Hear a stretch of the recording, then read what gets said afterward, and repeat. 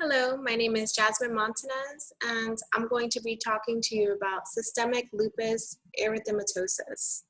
Now, it's a big mouthful, but most people just know it as SLE or lupus for short.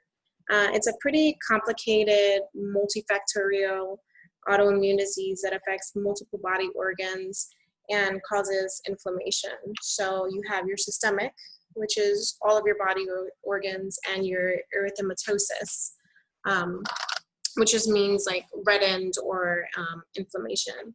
Now, in a healthy person, the immune system will protect the body from the invaders. But in lupus, your immune system attacks its own body. We don't really know why it happens. We don't think that there's any one specific cause.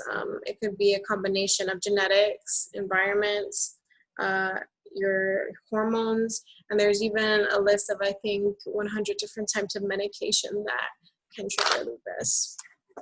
I'm going to go ahead and I'm going to share a PowerPoint that I have put together here.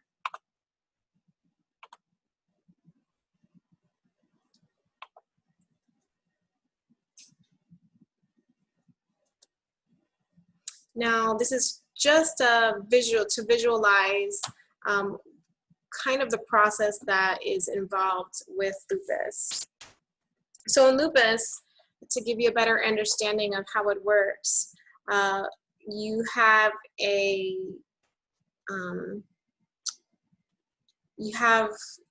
something that's going to be aggravating that person. For example, something like a sunburn. So someone goes out into the sun, they have a sunburn, it irritates cell, and it causes cell death. Now, when a cell dies, it releases a lot of those different particles inside. You know, it kind of exposes that nucleus, and the result is these apoptotic bodies that you're going to call nuclear antigens. So the body recognizes these nuclear antigens as foreign invaders, and it produces what it called anti-nuclear antibodies. And these anti-nuclear antibodies bind to those cells, and they form what is called an antigen-antibody complex. Lots of big words that I'm using right now. Now, these antigen-antibody complexes then go into the bloodstream, and as you can imagine, once it goes into the bloodstream, it's just kind of released and it's able to make its way to any part of the body. But what happens is that these kind of collect and they produce an inflammatory reaction, which then attacks, it creates a cascade effect, which is known as a type 3 hypersensitivity reaction, and that begins to kill off normal healthy cells. Now, this type of disease is more common in women, especially African American or Hispanic women.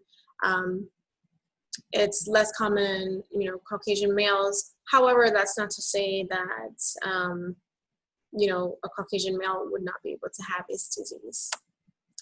Let's talk about presentation. It's sometimes difficult to diagnose lupus because it is systemic and it's going to affect a wide variety of symptoms. So sometimes it can be overlooked. So somebody might go into the clinic complaining of fatigue, fever, aches, and pains. One thing that's pretty obvious to lupus is the butterfly rash. That's going to be a really clear, distinct sign that someone has lupus, but they'll come in complaining of these things. Upon assessment, like I said, it involves every organ system. So with skin, you may notice rashes or lesions, redness on their body. Musculoskeletal, they're going to have pain, they're going to have inflammation. In the pulmonary system, you're going to notice they'll have a pleurisy or pleural effusions. Cardiac systems, they may present with myocarditis or pericarditis. The vascular system, they'll have anemia, leukopenia, thrombocytopenia. The renal system. The renal system, I'm going to put an extra check on that because the majority of the research, the kidneys are often very heavily involved and very affected by this disease. But you'll have glomerulonephritis, they can get acute kidney injury, and it can also lead to eventual kidney disease. Gastrointestinal, you'll have like anorexia, they'll have pain, they'll have weight loss. Neurologic can lead to seizures, altered mental status, and psychosis. And so, as you can see, that's quite a lot. That's from head to toe, every body system. And so, as a provider, there is a really nifty mnemonic, and it's called SOAP Brain MD, that you could kind of remember. And if your patient is, presenting with any of these symptoms, it might point you in the direction of trying to rule out lupus. So SOAP stands for serositis, oral ulcers, arthritis, and photosensitivity. BRAIN stands for blood disorders, renal involvement, anti-nuclear antibodies, immunologic phenomenons, neurologic disorders, malar, which is that butterfly rash that is so known with lupus, and discoid rash. So getting to a diagnosis, usually this is going to be done by a rheumatologist, but some tests that a rheumatologist will run will be that anti-nuclear antibody testing that was given in that first example, because that's what your body's going to be producing, which is, attacking the, its own immune system. Now, this is going to be increased in lupus, but you're not going to stop there, because there can be other things that will show increased anti-nuclear antibody testing. You're also going to order in erythrocyte sedimentation rates, double-stranded DNA antibody assays, ENA panel, chest x-rays, and CT scans are other things that may be used to diagnose lupus. And in some cases, especially if the disease is bad enough, you might need to even do a biopsy of, a certain organ system that has been very affected by lupus.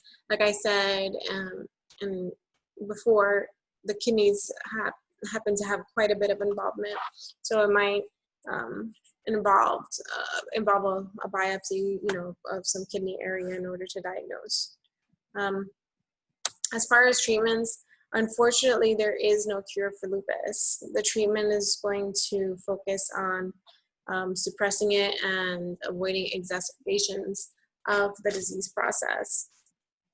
So, pharmacological therapies are going to include something as simple as an NSAID, to cure those, to help bring down that inflammation and relieve some of those muscular aches and pains, to corticosteroids like prednisone and salumedrol, and in some of the worst cases, immunosuppressive therapy or some combination of that.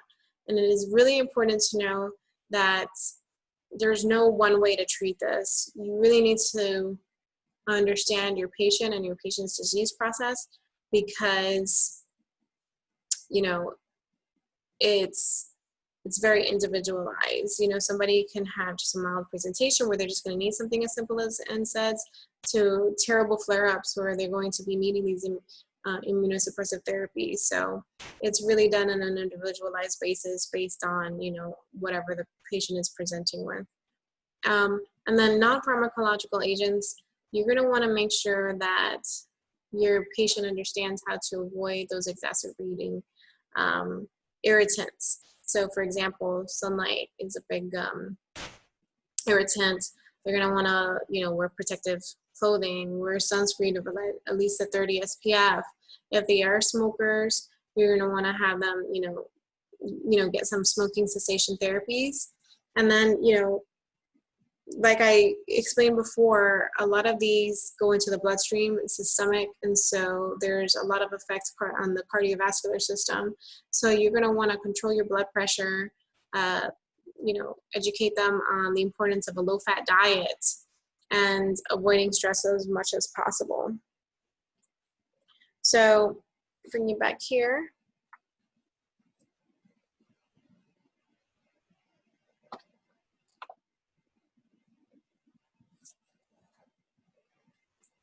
Complications with lupus. Osteoporosis is going to be something that you really want to educate your patient about.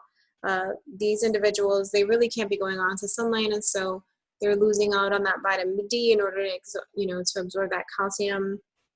And now they're also having a lot of renal impairments, which is not going to be helping with any of that. And the steroid use puts them at increased risk for osteoporosis. So you're going to want to educate them on the importance of, exercise and taking calcium supplements and eating foods that are going to be rich in calcium, so that way they can stay healthy, in their bones.